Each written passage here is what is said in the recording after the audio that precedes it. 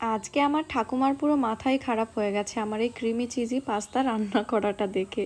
তো চলুন আপনাদের সঙ্গে এই গল্পটা শেয়ার করি আর আপনাদের সাথে শেয়ার করি এই ক্রিমি চিজি পাস্তার রেসিপি। তো প্রথমেই দেখতে পাচ্ছেন আমি একটা প্যানের মধ্যে জল দিয়ে দিয়েছি, তারপরে আমি এই পাস্তাগুলোকে ঢেলে দিচ্ছি।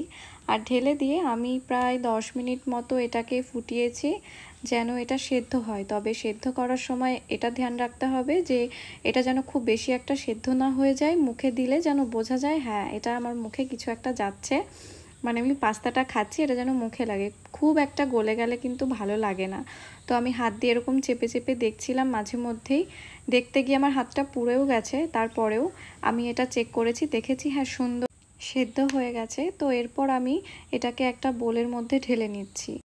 আর আমার ঠাকুমা আমার পেছনে দাঁড়িয়ে দাঁড়িয়ে দেখছে আর মাঝে মধ্যে জিজ্ঞেস করছে যে তুই করছিসটা কি।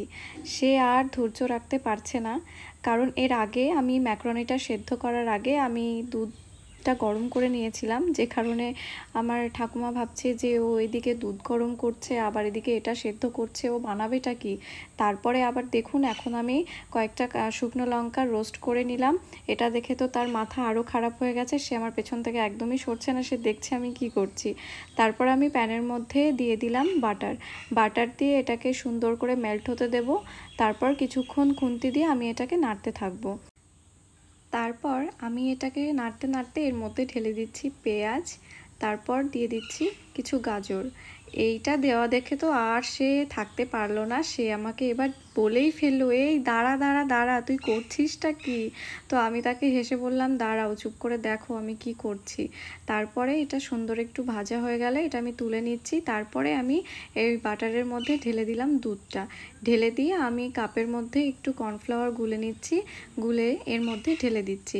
এই ঢালাটা দেখে সে বলছে এই মেয়েটার মাথাটা পুরো খারাপ হয়ে গেছে, এ যে কি বানাচ্ছে। আমি বললাম দাঁড়াও চুপ করো দেখো কি করছি। তারপরে ঢেলে দিচ্ছি ম্যাগি মশলা ঢেলে দেওয়ার পরে আপনারা যে যেমন মশলা পছন্দ করেন পাস্তার সঙ্গে যে মশলাটা যায় আপনারা দিয়ে দিতে পারেন। তবে ক্রিমি চিজি পাস্তার মধ্যে খুব একটা বেশি মশলা আমার পছন্দ না, তাই আমি শুধু ম্যাগি মশলা আর পরিমাণ মতো লবণ দিয়েছি।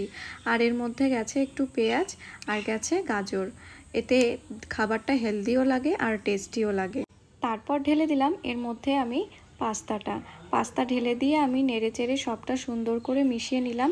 আমার এই পাস্তা ঢালা দেখে আমার ঠাকুমা বলেই ফেললো যে তুই এ কেমন পায়েস রান্না করলি। এ কথাটা শুনে আমি আমার হাসি একটুও কন্ট্রোল করতে পারিনি।